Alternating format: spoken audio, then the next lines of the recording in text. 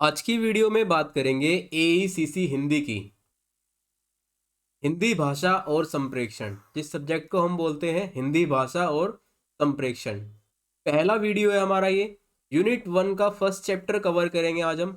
और first chapter हमारा है संप्रेषण की अवधारणा, महत्व और प्रक्रिया। एक बार सिलेबस देख लेते हैं इसका हम।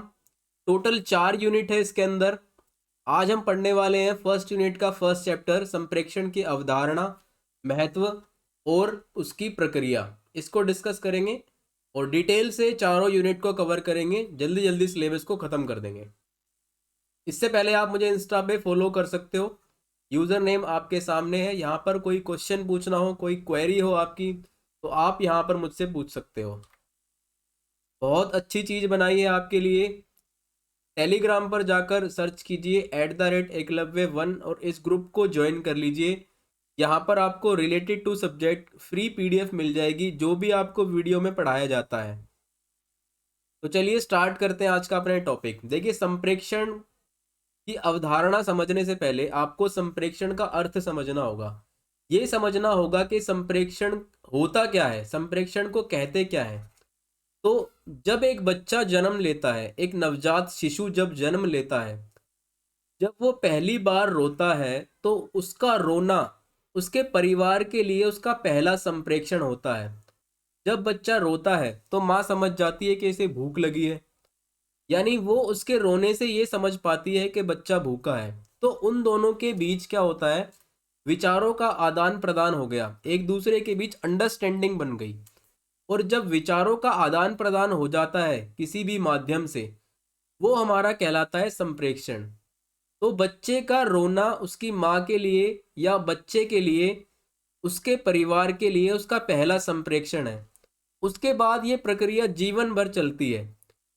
हम बोलकर, सुनकर, देखकर, पढ़कर, चित्र बनाकर अपनी बातें, अपनी फीलिंग्स, अपनी भावनाएं, अपने विचार दूसरों तक पहुंचाते हैं और दूसरे इन चीज़ों को समझते हैं और फिर उन दूसरों की बातों को हम समझते हैं। तो ये जो पूरी प्रक्रिया है, इसे हम क्या कहते हैं, संप्रेषण कहते हैं। ये सब कुछ संप्रेषण कहलाता है। व्यक्ति एक सामाजिक प्राणी है और समाज में रहता है। वो समाज में रहने के लिए उसे समाज के लोगों के साथ संबंध बनाने होंगे, उनसे मिलना जुलना होगा, उसे विभिन्न प्रकार के काम होंगे। ठीक है। तो संबंध बनाने के लिए उसे विचारों का आदान प्रदान करना पड़ेगा। भाई, जब समाज में व्यक्ति रहेगा तो विभिन्न प्रकार के लोगों से मिलेगा और उन लोगों के साथ उसे बातचीत करनी होगी। ठीक है, अपने बारे में उन्हें बताना होगा, उनके बारे में उसे जानना होगा। तो विचारों का आदान प्रदान उसे समाज में क्या करना करना होगा। मनुष्य और समाज के बीच जो सार्थक ध्वनियां होती हैं, यानी जो सार्थक बातें जो वो करते हैं और विचारों का जो आदान प्रदान करते हैं आपस में, वो एक भाषा के थ्रू करते हैं। उसे कहते हैं हम भाषा। ठीक है। और भाषा जो हम यूज करते हैं, जिसके सहायता से हम विचारों का आदान प्रदान कर पाते हैं, जो भावनाएं एक दूसरे तक पहुंचती है, फीलिंग्स एक दूसरे तक पहुंचती है, उसे हम क्या कहते हैं, संप्रेषण कहते हैं। जब एक व्यक्ति दूसरे व्यक्ति को कुछ समझा पाता है और दूसरा व्यक्ति उस व्यक्ति को समझ पाता है, उसकी बात को, तो दोनों के बीच जो प्रक्रिया चलती है उसे क्या कहते हैं, संप्रेषण कहते हैं। यानी उन दोनों के बीच क्या हुआ, संप्रेषण हुआ। संक्षेप में अगर छोटा करके आपको बताऊं संक्षेप में, तो अपने विचारों, भावनाओं, सूचनाओं इत्यादि का आदान प्रदान करना, इन सभी चीजों का एक दूसरे के साथ लेना या देना, ये सब कुछ कहलाता है संप्रेषण। संप्रेषण की अवधारणा को डिस्कस करें तो हम सबसे पहले समझेंगे कि संप्रेषण शब्द की उत्पत्ति कहाँ से हुई। संप्रेषण शब्द दो शब्दों से मिलकर बना, सम जमा प्रेषण। सम जमा प्रेषण से मिलकर बना संप्रेषण। सम का अर्थ होता है समान रूप से, यानी इक्वल रूप से, समान रूप से। और प्रेषण का अर्थ होता है आगे भेजना या अग्रसर करना। ठीक है, आगे भेजना, यानी दोनों शब्द से मिलकर हमारा क्या बना, समान रूप से आगे भेजना। अर्थात बातचीत या भाषा में किसी सूचना या विचार को समान रूप से सामने वाले तक भेजना। सिंपल शब्दों में आपको बताऊं तो कोई सूचना, ठीक है, कोई आइडिया, कोई फीलिंग्स समान रूप से, इक्विवेलेंट, समान रूप से दूसरे व्यक्ति तक भेजना, इसे हम कहते हैं संप्रेक्षण। अंग्रेजी शब्द में संप्रेक्षण को बोलते हैं कम्युनिकेशन, ये आपने सुना ही होगा। और कम्युनिकेशन इंग्लिश में भी मैं ही पढ़ा रहा हूं आपको इस चैनल पे, ठीक है। तो इसे कहते हैं कम्युनिकेशन। अब कम्युनिकेशन शब्द कहाँ से निकल कर आया? तो कम्युनिकेशन आया बच्चों लैटिन भाषा, लैटिन भाषा के कम्युनिस्ट शब्द से निकल कर आया। कम्युनिस्ट शब्द है लैटिन भाषा का, जिससे बना हमारा कम्युनिकेशन। और कम्युनिस्ट का अर्थ क्या होता है? इसका अर्थ होता है to share, to transmit, to exchange, यानी भागीदारी करना, स्थानांतरित करना, या कुछ लेना या देना, ठीक है, एक्सचेंज करना। तो इसे कहते हैं संप्रेक्षण इंग्लिश में। मानव जीवन संप्रेक्षण अर्थात विचारों के आदान प्रदान से परिपूर्ण है। मानव जीवन जो है वो बिना विचारों के आदान प्रदान किए बिना चल नहीं सकता, पूरा परिपूर्ण है। इसी से बनता है जीवन। विचारों के आदान प्रदान के बिना व्यक्ति जीवन नहीं जी सकता, एक दूसरे से कम्युनिकेट नहीं कर सकता, बात नहीं कर सकता, समझ नहीं सकता। तो संप्रेक्षण के द्वारा ही मानव का जीवन क्या है? परिपूर्ण है। पूरा जो जीवन है वो एक कह सकते हैं कि बंधा हुआ है, ठीक है, संप्रेक्षण की सहायता से।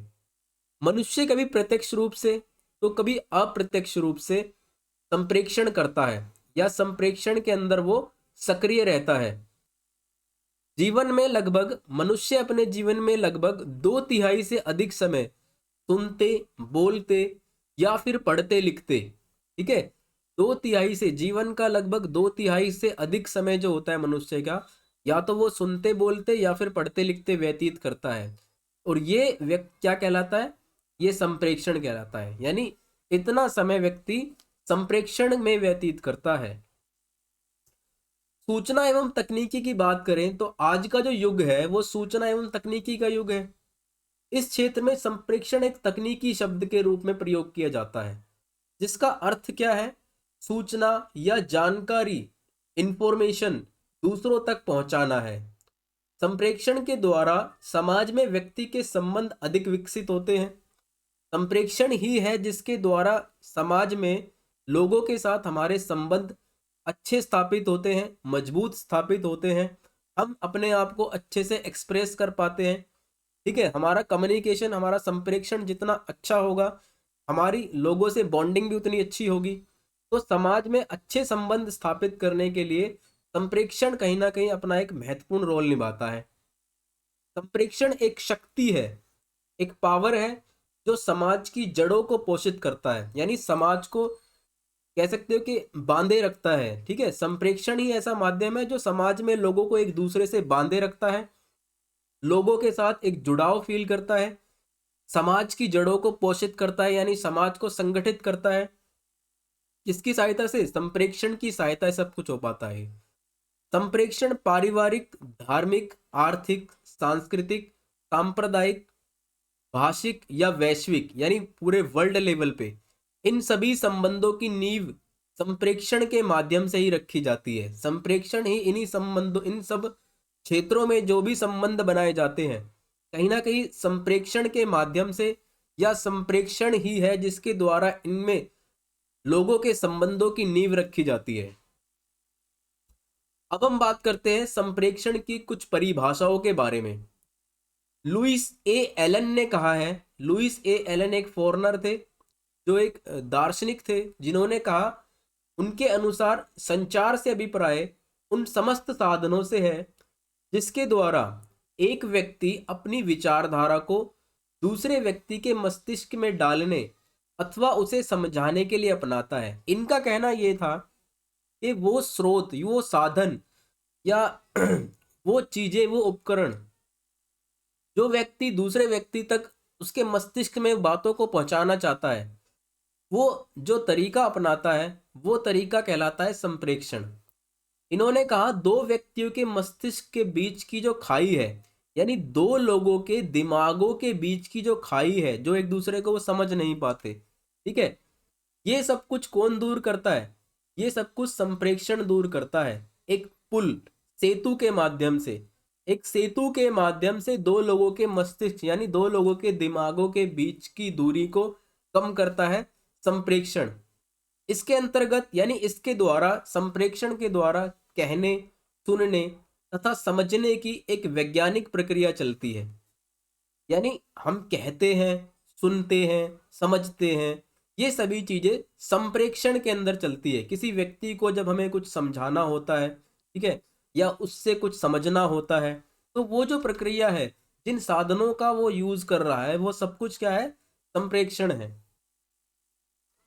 ई एम रोजर ने कहा है कि संप्रेक्षण वह प्रक्रिया है जिसमें स्रोत एवं श्रोता के मध्य सूचनाओं का संप्रेक्षण होता है। स्रोत देखो क्या होता है, स्रोत होता है प्रशेषक, संप्रेषक जो मैसेज को देने वाला होता है, ठीक है, या मैसेज बनाने वाला जो होता है वो होता है स्रोत। और श्रोता कौन होता है, जो डिकोडर होता है।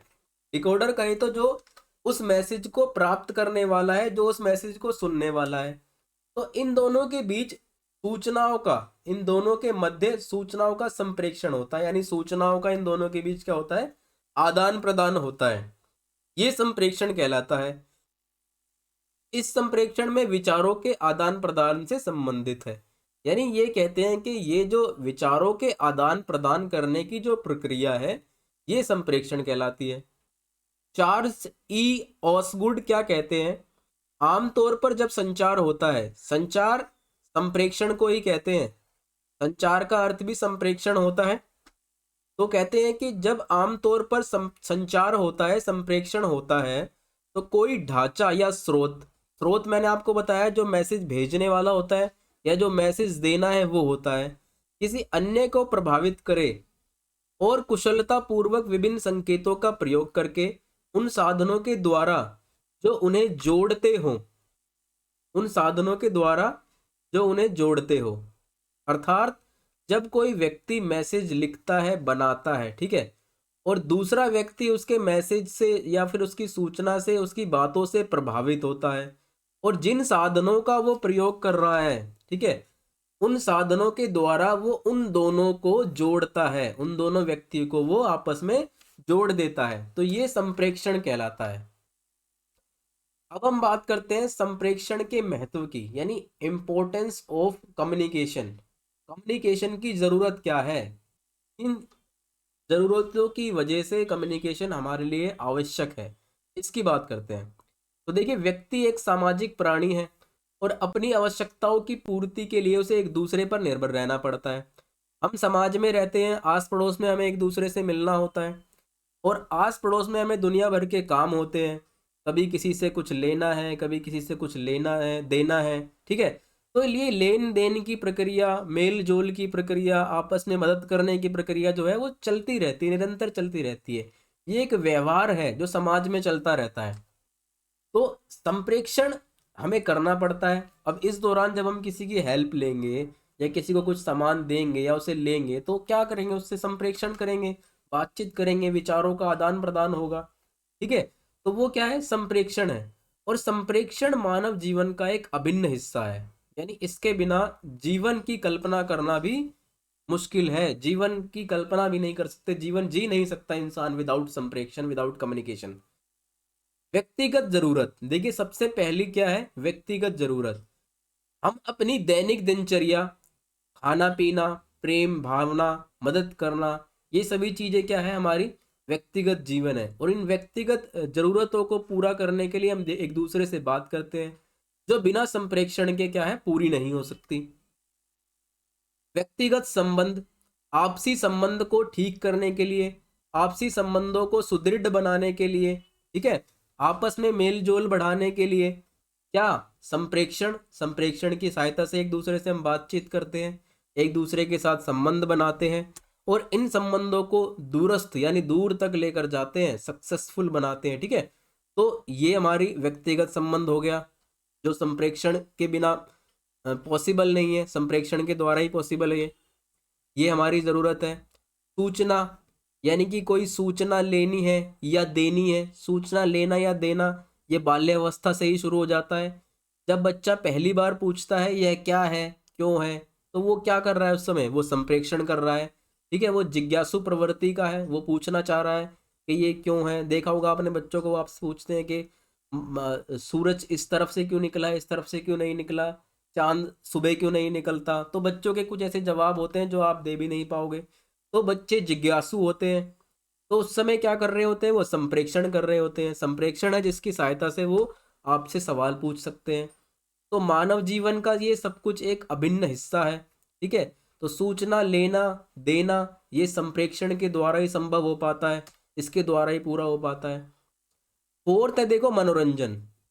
जीवन में स्फूर्ति स्फूर्ति उत्साह के लिए मनोरंजन अति आवश्यक है। मनोरंजन आप सभी जानते हो, मनोरंजन को कहते हैं फन। तो जीवन में फन बहुत जरूरी है। अगर फन नहीं होगा, एंटरटेनमेंट नहीं होगा, तो जीवन निराश हो जाएगा, नीरस हो जाएगा। ठीक है, नीरस हो जाएगा यानी बिल्कुल ऐसा हो जाएगा कि आपका जीने का मन नहीं करेगा। तो मनोरंजन किसकी सहायता से हो पाता है, संप्रेक्षण की सहायता से हो पाता है। हम आपस में गपशप करते हैं बैठकर घंटों, अपने दोस्तों से, मित्रों से, पड़ोसियों से, या फोन पर, व्हाट्सएप पर, ठीक है, फेसबुक पे मिलते हैं। ये सभी चीजें क्या है, ये संप्रेक्षण है, संप्रेक्षण कर रहे हैं हम। तो ये गपशप का माध्यम है, और गपशप क्या करता है, हमारा मनोरंजन करता है। ठीक है, जीवन में उत्साह लाने के लिए, स्फूर्ति लाने के लिए, एक दूसरे के विचारों, भावनाओं, दृष्टिकोणों को समझने का प्रयास करते हैं हम इन सब चीज़ों में। ठीक है, और मनोरंजन का माध्यम, मनोरंजन के माध्यम से शिक्षा देना भी आसान हो जाता है। वो कहते हैं ना, खेल खेल में हमने ये सब सीख लिया, देखो खेल खेल में हमें ये सिखा दिया। तो मनोरंजन का एक साधन है जिसमें शिक्षा देना भी सुगम हो जाता है, सरल हो जाता है। तो ये सब कुछ किससे किससे हो पाता है, संप्रेक्षण से हो पाता है। बिना संप्रेक्षण के हम ये भी नहीं कर सकते। आग्रह करना, आग्रह करना होता है किसी को बताना, या किसी को किसी से रिक्वेस्ट करना। ठीक है, कि आप ये कर लीजिए, आप वो कर लीजिए, तो इसे कहते हैं आग्रह करना। ये आग्रह करना जो है, इस प्रकार का संप्रेक्षण ज्यादातर विज्ञापनों, एडवर्टाइजमेंट में देखा जाता है। एडवर्टाइजमेंट में ये सब कुछ देखने को आपको मिलता है, आग्रह करना। और विज्ञापनों को इस प्रकार से बनाया जाता है, विज्ञापन जो आप ऐड देखते हो, ऐड देखी होगी आपने साबुन की, तेल की, क्रीम की। ठीक है, ये सभी चीजें जो ऐड आती है, इनके अंदर आपको आग्रह आग्रह कर दिखाई देगा, आग्रह किया जाता है आपसे। और इस तरीके से किया जाता है कि विज्ञापनों के माध्यम से आपको इस तरीके से आपके सामने प्रेजेंट किया जाए कि आपको वो चीज़ पसंद आए और आप वो चीज़ खरीदने के लिए उत्सुक हो जाएं। ठीक है, तो विज्ञापन ग्राहकों से इसमें आग्रह करता है कि ग्राहक उस वस्तु को लेने के लिए अपना मन बना ले। तो ये सब कुछ क्या है, ये संप्रेक्षण है, ये संप्रेक्षण के माध्यम से ही हो पाता है। अब हम बात करते हैं संप्रेक्षण के तत्वों की। ठीक है, कंपोनेंट्स ऑफ कम्युनिकेशन। तत्व क्या है, देखिए, संप्रेषक या स्रोत, जो मैसेज देने वाला होता है। दो लोगों के बीच संप्रेषण की प्रक्रिया चलती है, तो एक होता है संप्रेषण, या कह सकते हैं हम उसे स्रोत। दूसरा होता है संदेश, जो उसे संदेश देना है। मान लो मुझे आपको कुछ बताना है, तो मेरा एक संदेश होगा आपको बताने के लिए। उसके बाद आता है माध्यम, यानी संप्रेक्षक और ग्राही या श्रोता भी आप इसको कह सकते हो। श्रोता के बीच एक माध्यम होगा, जो लैंग्वेज जो होगी, ठीक है, भाषा जो होगी, वो दोनों के बीच क्या करेगी, संबंध स्थापित करेगी। तो माध्यम होगा एक। फिर ग्राही होगा, जो संदेश को ग्रहण करेगा, जो संदेश को पढ़ेगा, जिससे ये एक दूसरे प्रभावित होंगे। और ग्राही पढ़ने के बाद अपना फीडबैक देगा संप्रेषक को। फीडबैक काफी इंपॉर्टेंट होता है इसके अंदर, इसके माध्यम से पता चलता है कि संप्रेषण जो है वो पूरा हुआ या नहीं हुआ। तो ये होते हैं संप्रेषण के तत्व। अब हम बात करते हैं संप्रेषण की प्रक्रिया की। संप्रेषण एक ऐसी प्रक्रिया है जो मानव जीवन में सतत चलती है, निरंतर चलती है, यानी हमेशा चलती है, और कंटिन्यूसली चलती ही रहती है। मनुष्य सोचना, समझना और उसकी संवेदनाएं और उसका संपूर्ण व्यवहार संप्रेषण के अंतर्गत आता है। यानी जो भी मनुष्य सोचता है, समझता है, या उसकी जो संवेदनाएं हैं, भावनाएं हैं, व्यवहार है, वो सब कुछ संप्रेषण के अंतर्गत आता है। संप्रेषण की प्रक्रिया को समझने के लिए लासवेल ने कुछ बताया हमें। लासवेल ने कहा कि संप्रेक्षण जो है, जो उसकी प्रक्रिया है, वो इस तरीके से चलती है कि कौन कहता है, यानी कौन है जो कहने वाला है, और क्या वह कहता है, किस माध्यम से कहता है, यानी किस मीडियम से वो कहता है, किसको कहता है, और कितने प्रभाव से कहता है। ये प्रक्रिया चलती है संप्रेक्षण के अंतर्गत। किसने कहा? ये लासवेल के अनुसार है। कौन कहता है, क्या कहता है, किस माध्यम से कहता है, किसको कहता है, और कितने प्रभाव से कहता है। उसके बाद जॉन कार्टर ने कहा कि जो संप्रेक्षण की प्रक्रिया है, संप्रेक्षण की प्रक्रिया को मुख्य रूप से निम्नलिखित तत्वों में, या निम्नलिखित जो तत्व हैं, ये तत्व जो है इस प्रक्रिया में सक्रिय रूप से भाग लेते हैं। इन्होंने कहा सबसे पहला होता है वक्ता, यानी जो मैसेज को बनाता है या मैसेज को देता है, ठीक है।